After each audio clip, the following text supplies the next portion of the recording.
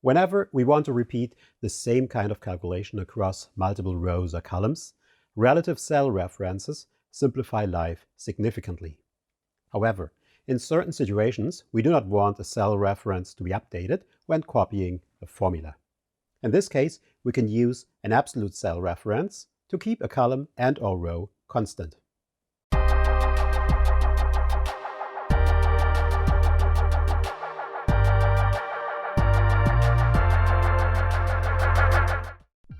This video's sole learning outcome is to understand the difference between absolute and relative cell references. In this video, we will first take a look at the basic principles of relative and absolute cell references, and afterwards use this knowledge within two examples. If you would like to download the sample data, I will provide a link below in the description.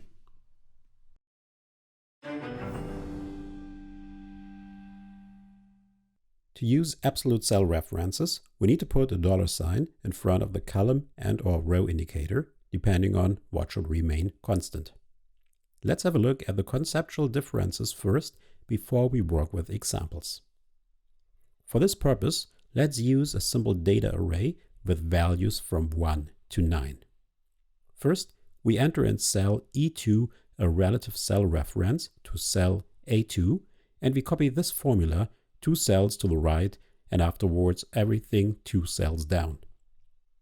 For every cell we copied the formula into, the cell reference was dynamically updated by modifying the column and row indicator accordingly, and we get exactly the same data array with values from 1 to 9 a second time. Next, we create in cell E7 an absolute cell reference to cell A7 by putting $signs in front of the column and row indicator. We can enter the $signs either manually or by pressing alternatively the F4 key once.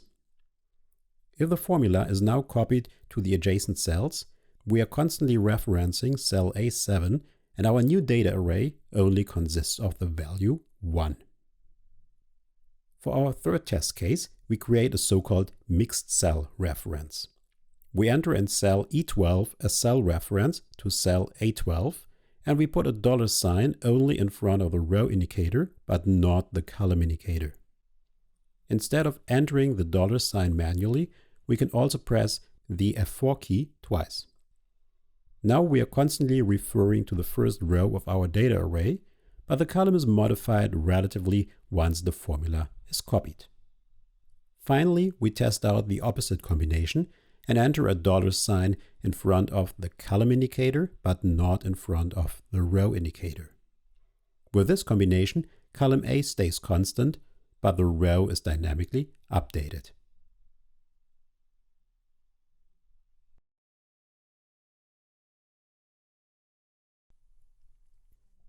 The following chart summarizes the differences between the just mentioned cell references. To turn a relative cell reference into an absolute cell reference or a mixed cell reference, we can either enter the required $signs manually, or we press alternatively the F4 key. By pressing F4 repeatedly, we cycle through all different reference types. Let's have a look at two examples where we need absolute cell references.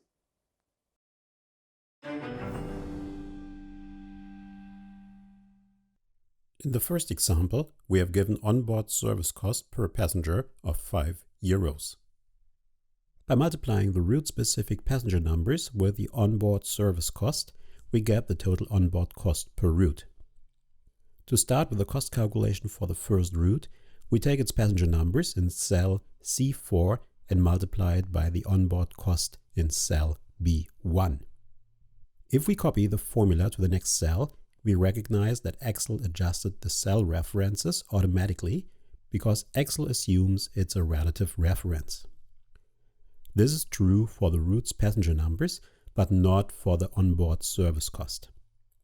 To ensure that the costs are consistently taken from cell B1, we need to use an absolute cell reference for this cell by putting a $sign in front of the column and row indicator. We can enter the $sign manually, or we select the cell reference in the formula and press the F4 key to make that cell reference absolute. If we copy the formula now to the remaining routes, we see that the costs are properly calculated. Another possibility to practice the use of cell references within this example is to calculate the cost share for each route. First, we sum up the total cost for all routes. In cell E4, we divide the cost of the first route by the total cost. If we wouldn't use an absolute cell reference in this example, we will get an error message once we copy the formula to the cell underneath. This is because Excel automatically adjusts the cell references with the consequence that we divide by an empty cell for the second route. To fix this error message, we need to use an absolute cell reference for our cell in the denominator. Afterwards, we can copy the formula down to the remaining routes.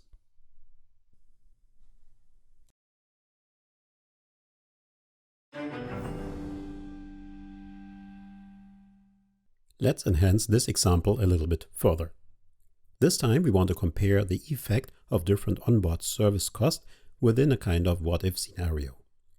For this purpose, we look at 3 different onboard cost scenarios and we calculate for each scenario the resulting route costs.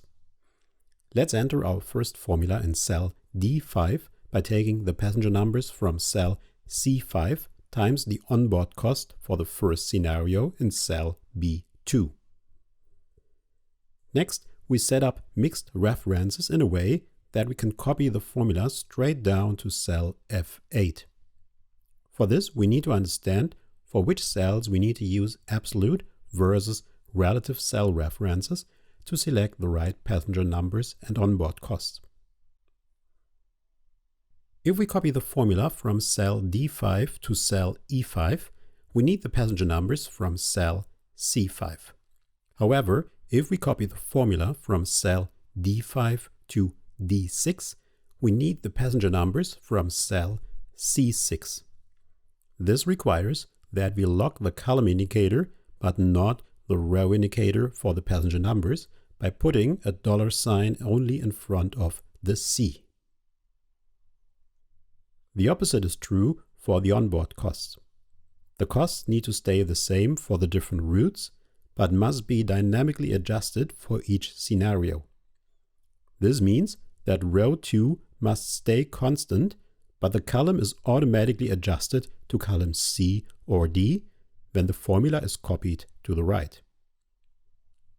To get the correctly adjusted cell reference for the onboard cost, we put a $, in front of the 2, but not in front of the B.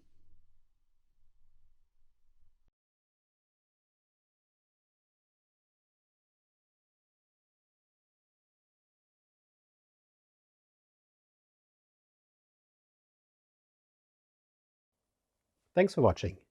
In the next video, we will take a closer look at Excel's if function, the count function, and the count if function.